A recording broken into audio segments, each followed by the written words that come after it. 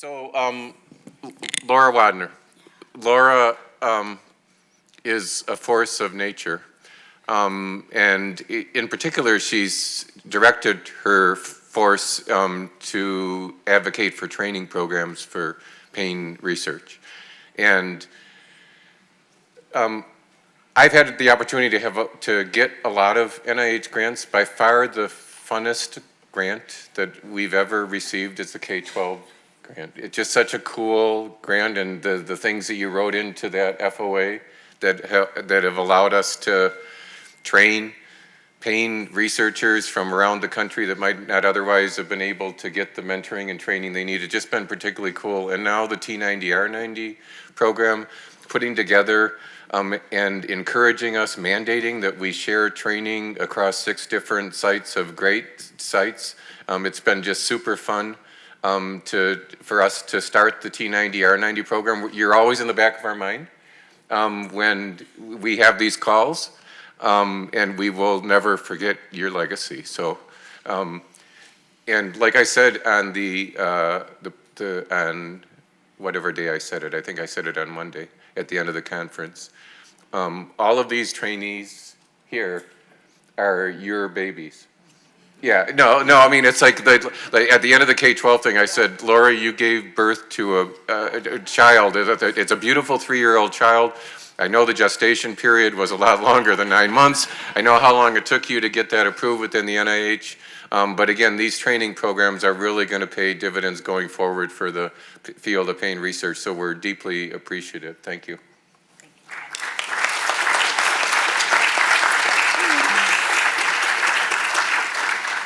Okay, so like Janelle, I'm going to say my thank yous for the end because I also feel like I'm going to be a blubbering mess. So I'm going to just try and get through this. But okay, so I was asked to give some background on the Heal Pain workforce initiatives, what I think we've accomplished and what I'm particularly proud of, and as a now ex-program officer, some advice that I want to give to everybody in the room who are researchers at all career stages, but then some specific advice for some of the early career researchers.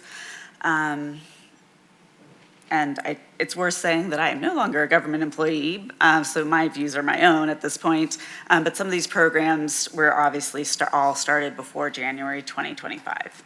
So just for some background context on why did we start the HEAL Workforce Initiative, back in 2019 when we started to launch HEAL, we were looking at the scan of the field. We were seeing a lot of people retiring. We knew we were going to be releasing a large number of notices of funding opportunities, and we realized we probably didn't have a large enough pipeline to be able to address the workforce issues that were probably going to come up as we were trying to increase the amount of pain research we wanted to fund. So we really wanted to create an expanded and enduring pain workforce that really had a diverse pool of trained scientists. And the question was, why did we need to do this through the HEAL initiative? And as most of you probably know, there is no one pain institute at NIH. So what that means is that when we try to do harmonized research, it's really challenging. The NIH Pain Consortium does try to work together, but if we really want to work across all pain conditions, if we want to make an effort across all career stages, we were going to need an initiative like HEAL to be able to release these efforts. So what you'll see up here is a summary of all of the workforce efforts that were released when I was in charge of the workforce initiative at HEAL. I'm not going to go into depth on all of these today, but if you do want to look them up, you're more than welcome to go to the HEAL Workforce website, which is still up and running, so you can look at those there. So I am going to try and summarize our accomplishments in a couple different ways. The first way I want to visualize the HEAL Workforce program is that we really aimed to really address the whole career continuum. We wanted to catch people early on when they were undergraduates so that they had a pipeline into a PhD or MD program. And then we spent most of our time focusing in on the postdoc and assistant professor areas, but then we also wanted to support associate and professors in order to be able to give them time to be able to support and train the next generation of scientists. Another way to visualize how we release these programs is that you'll see the start dates of when we released a program and when we actually either ended the program or when it's supposed to end. You'll see we released a lot of programs in a very short period of time, especially 2022 was when we released a lot of our workforce efforts. Just because there is a set end date does not mean that the program won't get renewed theoretically in the future. I am just no longer there, so I can't speak to what's going to happen in the future. But I think it's a good way to visualize that we are really, at NIH, we were really building on the efforts of one workforce program. We were able to show the success of a workforce program and was able to bring that to leadership to get them to buy in, to then put more money and effort into training the next generation or people who are making transitions into the field of pain. So I'm going to spend a little bit of time talking about 4 programs I'm particularly proud of that I developed and was leading while I was there. So I'm going to go into a little bit of that next. The first is the Purpose Network that has been reinstated. So if you guys are not a member of the Purpose Network, I'm going to plug it again to please join the Purpose Network. But that stands for Positively Uniting Researchers of Pain to Opine, Synthesize, and Engage. And so the goal of this network is to connect pain researchers across the continuum of pain research and to run a digital platform where people can get resources and tools and trainings, as well as an annual meeting. So the goal that the gap that this program addressed was to create a coordinating center that really connected pain researchers across the country. It offers training of soft skills to pain researchers, and it offers mentoring nationally. And the PWLE are on the board to be able to help with creating educational content and training materials. We've talked a lot about the National K-12 program that's housed here at the University of Michigan. The goal of this program is to ensure a diverse pool of highly trained clinician scientists that they're available to expand and enhance the pain management workforce. And the goal of this program was to bring in researchers who weren't quite ready for their own NIH award and at institutions that may have a limited number of pain mentors.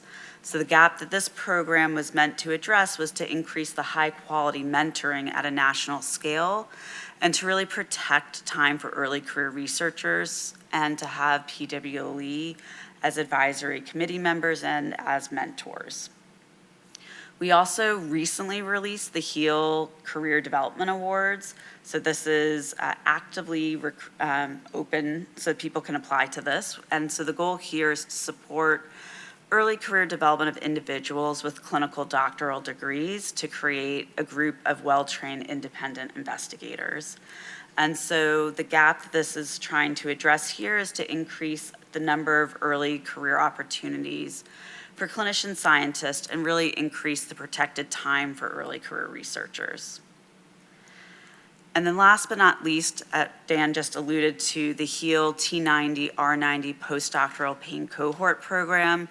This is the newest of the workforce programs that was launched. It's an interdisciplinary pain postdoctoral training program that's meant to train the next generation of clinical pain researchers. It's meant to bring in people who are either clinical pain researchers or people who are non-clinical pain researchers. So partnering with a department that is not within the pain field. So for example, engineering, right? So to be able to bring new minds to the pain field to come up with creative solutions. And the program is also meant to foster a national cohort experience, since we know that as you develop cohorts of colleagues, that can really help you sustain your career by having those contacts and really developing that team science approach. So the goal, or the gap that this program addresses, is increasing the number of NIH-funded postdoctoral centers by 50% in 1 year. It offers 6 non-citizen postdoctoral slots across the centers, and it provides a cohort experience. It does provide protected time for mentoring, which is not common in these postdoctoral opportunities, and there's a PWE advisory committee to enhance postdoctoral training. So what I see as the accomplishments of the tenure that I was at NIH doing workforce and training is that we were able to double the number of postdoctoral centers in a year. We increased the number of lived experience mentors for early career researchers. We increased the number of early career opportunities that have protected time for research, and we really began to increase the diversity of the workforce.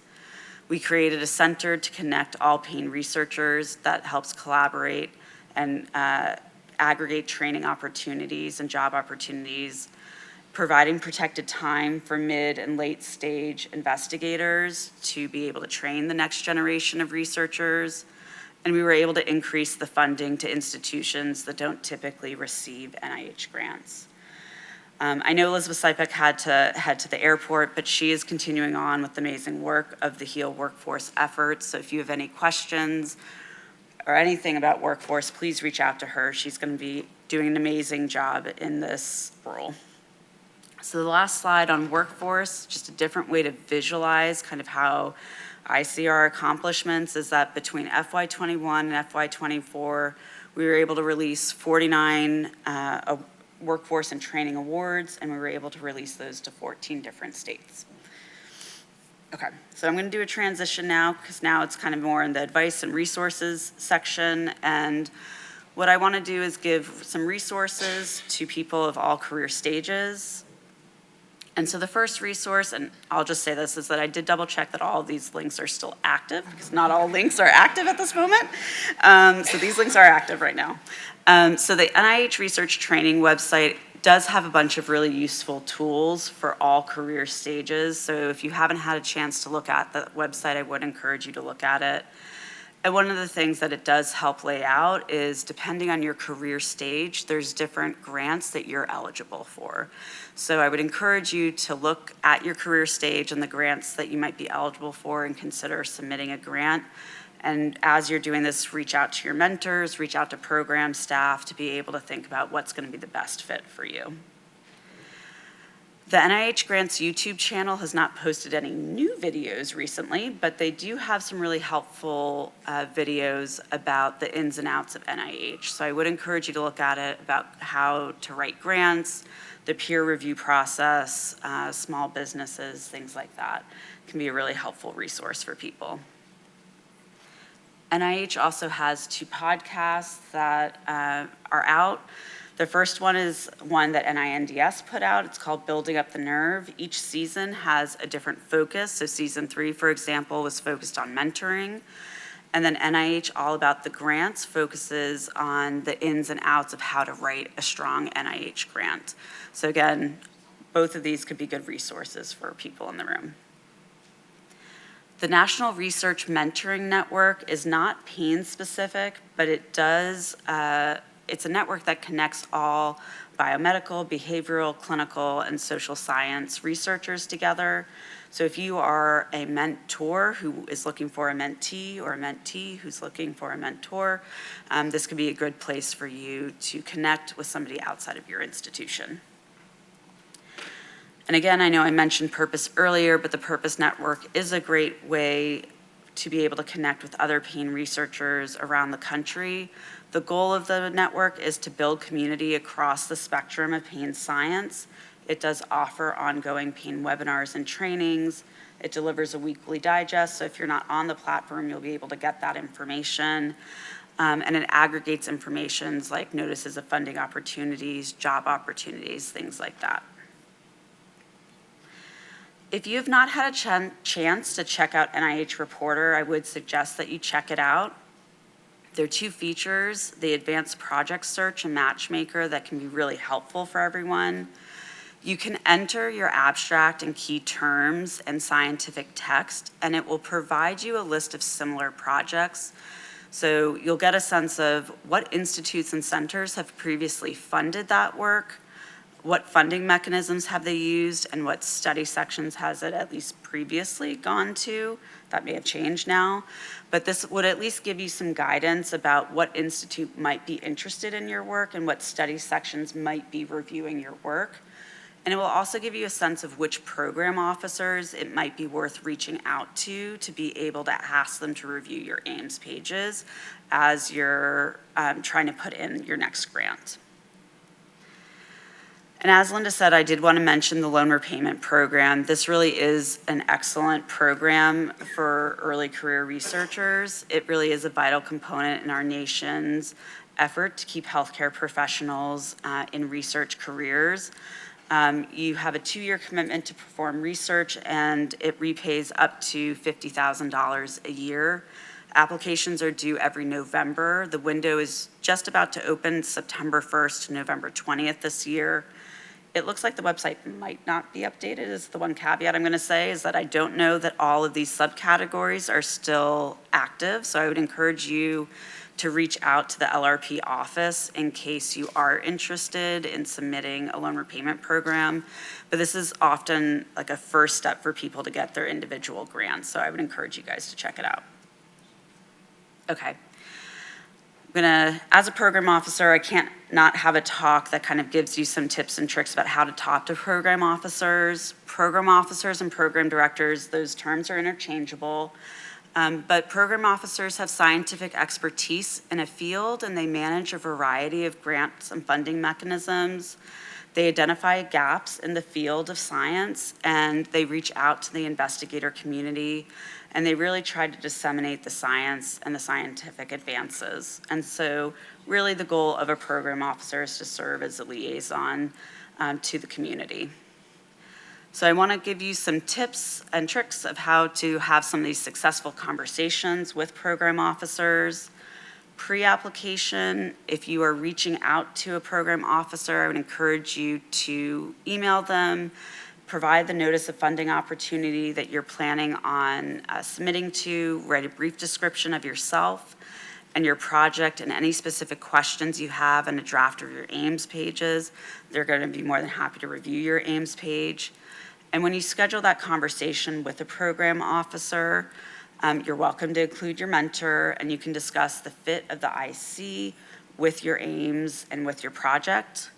And then post-review, you should go over the summary statement first with your mentor, and then you can talk to the program officer about the summary statements and ask any questions you have about that and any recommendations about resubmission. It can be confusing about when do you contact a program officer and when you contact a scientific review officer. You contact a program officer either pre-application or post-summary statement. When your grant is going through review, that's when you're going to reach out to the scientific review officer, and that's the time period where the program officer is not allowed to speak with you. So it's not that they're trying to put you off, it's just by law, we are not allowed to talk to you at that point in time, or they are not allowed to talk to you at that time. So before you apply, I would recommend that you contact POs early in the process. You can ask questions about research ideas, grant mechanisms, NIH policies. You can talk about research interests. You can go over your career development plan with them, and you can discuss the fit of the strategic priorities. And then post-application, program officers can only discuss your application after the summary statement is released. You can discuss those summary statements and what was discussed in review with your program officer, and you can discuss next steps. So my goal, if you take anything else away, is don't be shy with your program officers. You may need to email them several times, especially right now. NIH is clearly going through a lot of evolutions, but program officers really do love talking about science, and they do like connecting with the researchers. But I would recommend that you do your homework before you speak with them so that you're prepared to go into those conversations, but know that the POs are there for your help. And so institute priorities, I know that we have some encouraging information from the Senate right now. I think regardless of what happens with NIH, the advice that I'm going to give you here is going to be relevant.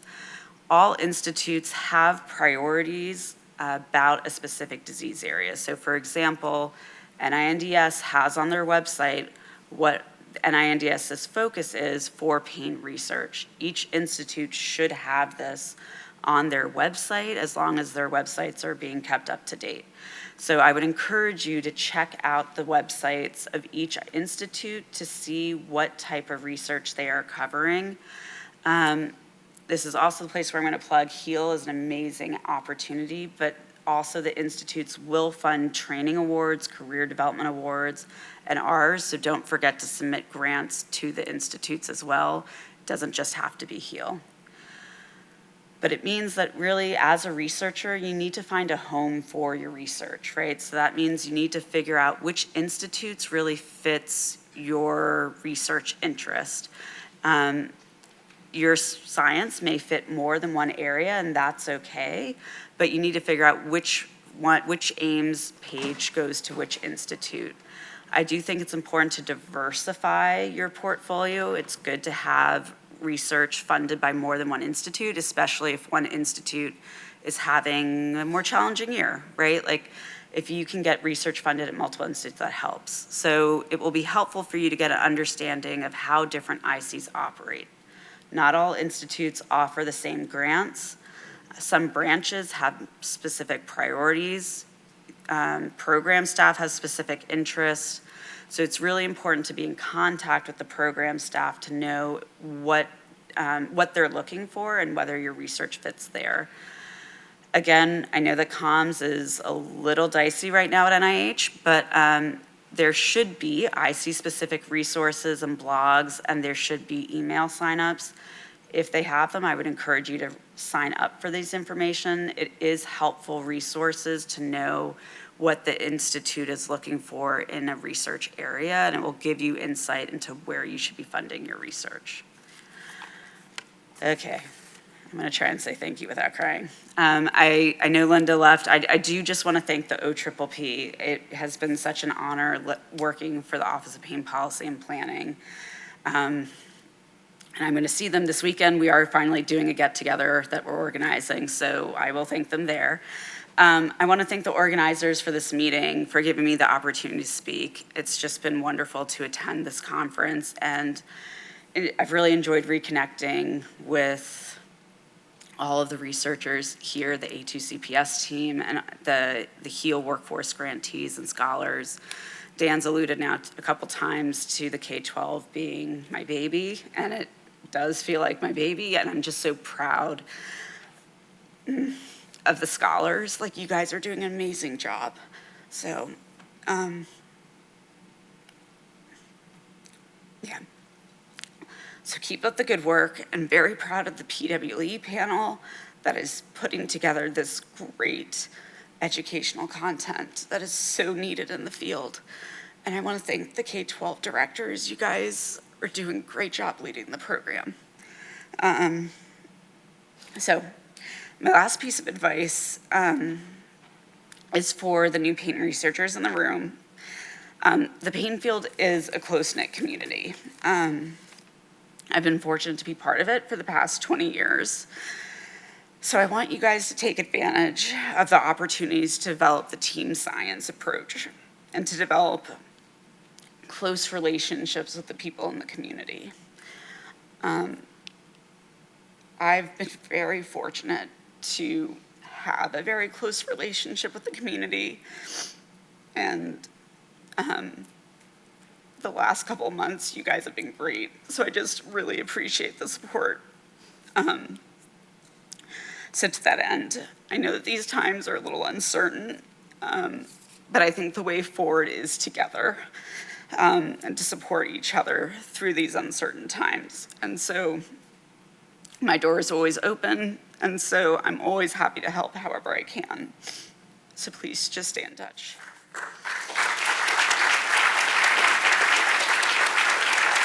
Yeah.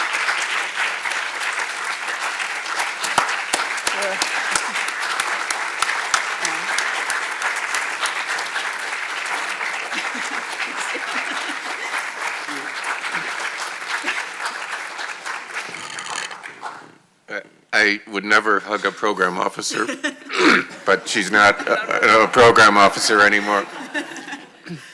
She's a member of our team.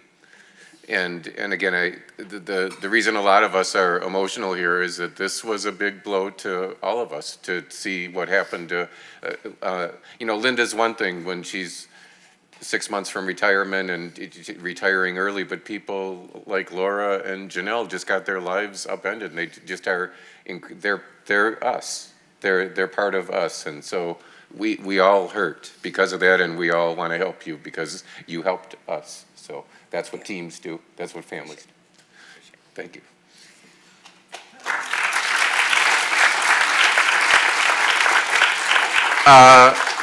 Chris.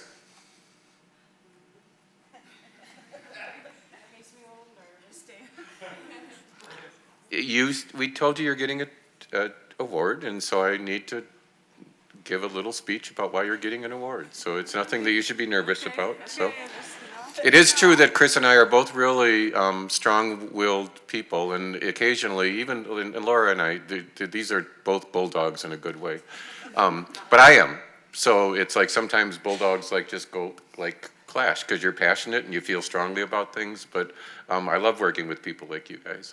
But Chris has just been a tireless advocate behind the scenes, and she's sort of an unusual combination of someone who has scientific training, is a person with lived experience, but has just been an amazingly effective advocate. And one of the ways that I think I can best describe Chris is the amount of work that she has done behind the Wizard of Oz curtain that none of us know about, but has just been incredibly impactful in the field of pain, has just been immeasurable. And again, I don't think that any of us really can entirely appreciate. When I used to be in DC, I think you knew Bruce Cameron. So Bruce Cameron was a patient was a patient of mine that advocated. I think he might have gotten the first congressional funding for the NIH. He got a little bit of but he was the first sort of advocate that was lobbying that I was fortunate enough to work with. People like you, Terry Cowley, they have played huge roles in what the pain research enterprise is right now. And again, I don't think most pain researchers really understand or appreciate how important that they have been behind the scenes, and that again, all of our lives as researchers are a lot better because of them. So Chris, it's just been such a pleasure to work more closely with you over the last couple of years. I've known you for, I think, 20 or so years, but the last couple of years have just really been fun with the K-12 program, and see how you've seized the PWLE component of the pain program and about incorporating persons with lived experience into everything that we do. It's just been a pleasure to work with you, and thank you. So. Thank you.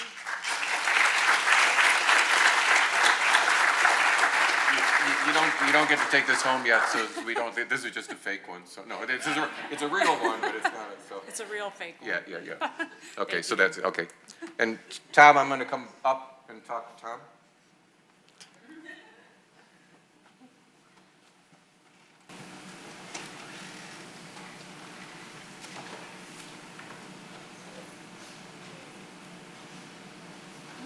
Where are we going to go?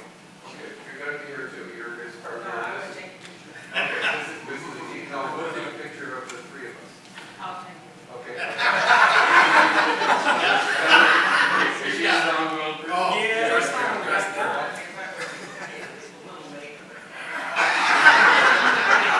She's a movie star. You don't got time for this. Yeah. So, Tom, when I think of Tom Norris, the first thing that comes to mind is a leader. It's every time that he's on a call or whatever, and I know he's ex-military, and I've always said my entire life that I could never be in the military because I'm terrible at having a boss. Anyone around here that's worked with me? Jack? Yeah. Don't try to be a boss because it's just not going to work very well. But I met with Tom, and it's you know what?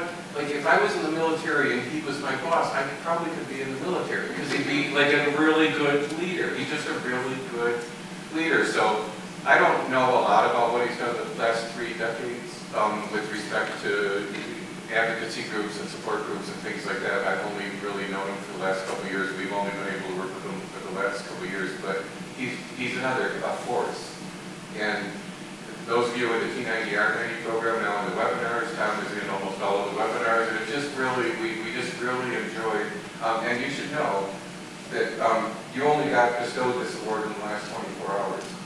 Yeah, no, this was, we only made 4 of these. But literally, I was sitting up there and it's like, we can't do this without giving Tom one of the awards. So it's like, I know we can get another one made, it's not that big of a deal. And so anyway, Tom, for really almost a lifetime of service to the community, thank you very much.